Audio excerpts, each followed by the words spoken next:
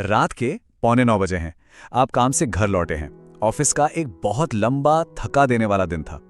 Boss की बेवजह की किचकिच, डेडलाइन का प्रेशर और ऊपर से वो ट्रैफिक का शोर। आपका दिमाग वो तो जैसे एक प्रेशर कुकर बन चुका है। आपको और कुछ नहीं चाहिए, बस 5 मिनट की शांति। और तभी किचन से माँ की आवाज आती है, बेटा आ गए, आज फिर लेट हो गए। आप इस आवाज को नजरअंदाज करने की कोशिश करते हैं। माँ पानी का ग्लास लेकर आती हैं और आपके हाथ में फोन देखकर अनजाने में ही सही वो एक लाइन बोल देती हैं, अरे आते ही फोन में लग गए, खाना लगा दूं? बस यही वो ट्रिगर था। मां का प्यार आपके थके हुए दिमाग को एक हमले जैसा लगा और आपके अंदर बैठा वो जानवर वो स्टीयरिंग व्हील छीन लेता है। अगले 5 सेकंड में क्या हुआ आपको ठीक से याद भी नहीं। आप बस चीख पड़ते हैं और आपका हाथ मेज पर रखे ग्लास से जोर से टकरा जाता है। कांच जमीन पर बिखर गया और चकनाचूर हो गया। कमरे में एक भयानक सन्नाटा छा गया। मां सहम गई। और जब आपके दिमाग का वो तूफान थोड़ा शांत हुआ तो अंदर सिर्फ एक ही सवाल आपको काट रहा था कि मैंने ऐसा क्यों किया। वो राक्षस कौन था जिसने मेरे मुंह से वो शब्द बुलवाए? वो राक्षस आप नहीं थे। वो आपकी बायोलॉजी का एक सिस्टम एरर था। आज हम उसी एरर को हमेशा के लिए डिलीट करना सीखेंगे। आखिर ये होता क्यों है? हम उन लोगों को ही क्यों चोट पहुंचाते हैं जिन्हें हम दुनिया में सबसे ज्यादा प्यार करते हैं? इस गुत्थी को सुलझाने के लिए हमें अपने दिमाग के अंदर झांकना होगा। देखिए, मशहूर मनोवैज्ञानिक डॉक्टर स्टीव पीटर्स अपनी किताब द चिम्प पैराडॉक्स में बहुत अच्छे से समझाते हैं कि आपके दिमाग में एक नहीं बल्कि 2 ड्राइवर बैठे हैं। पहला ड्राइवर है इंसान। ये आपके माथे के ठीक पीछे प्रीफ्रंटल कॉर्टेक्स में रहता है। ये समझदार है, ये सोचता है, ये मां से प्यार करता है, ये लॉजिक को समझता है। और दूसरा ड्राइवर है चिम्प। ये आपके दिमाग के बीचों बीच एमिगडाला में बैठा एक आदिमानव है। और पता है, ये इंसान से 5 गुना ज्यादा ताकतवर और बहुत बहुत तेज है।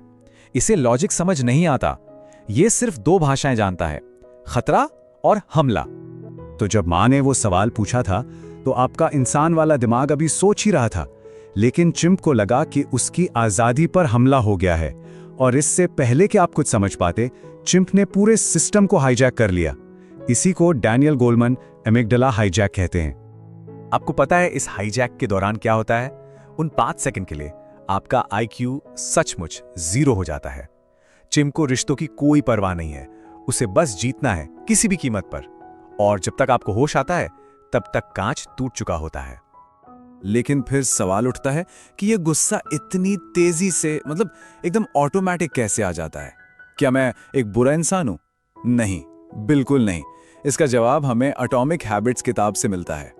जरा कल्पना कीजिए कि आपका दिमाग गीली मिट्टी का एक बड़ा सा पहाड़ है।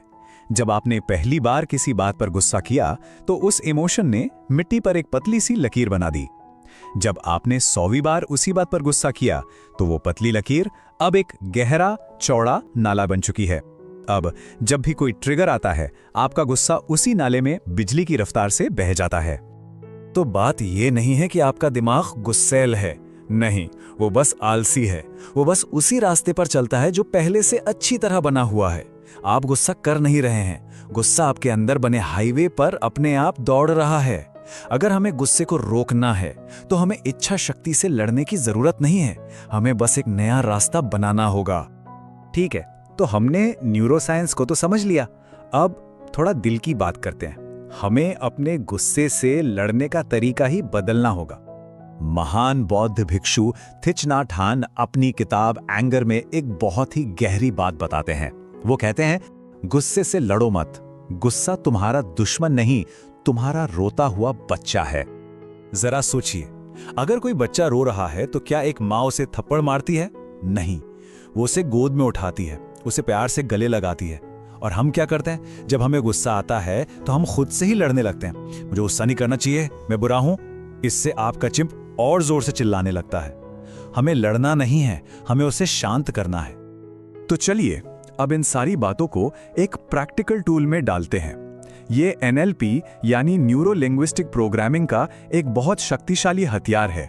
इसे कहते हैं द पीस एंकर। हम आपके शरीर में एक ऐसा बटन सेट करने जा रहे हैं जिसे दबाते ही आपका दिमाग वॉर मोड से पीस मोड में शिफ्ट हो जाएगा। इसे हम मुट्ठी और हथेली तकनीक भी कह सकते हैं। चलिए इसे अभी मेरे साथ करके देखिए। पहला कदम, एक गहरी सांस अंदर खींचिए और सांस लेते हुए अपनी एक मुट्ठी को जोर से, बहुत जोर से भींचे। महसूस करें इस तनाव को। यह आपका गुस्सा है, आपका चिंप है जो चिल्ला रहा है। दूसरा कदम, अब धीरे धीरे सांस को मुंह से बाहर छोड़ें और जैसे ही सांस बाहर जाए अपनी मुट्ठी को एकदम ढीला छोड़ दें और हथेली को पूरा खुला कर दें।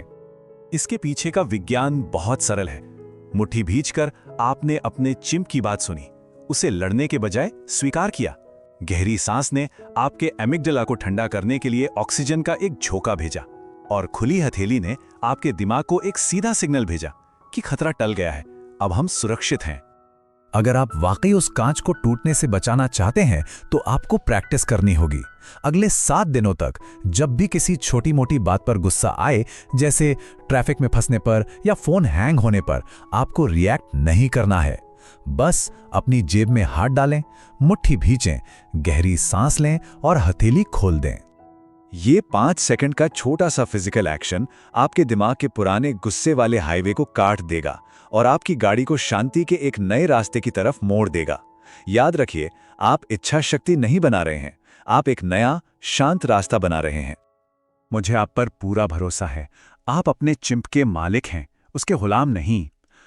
अगली बार मां की आंखों में आंसू नहीं, मुस्कान होगी। अपनी मुट्ठी खोलिए और शांत रहिए।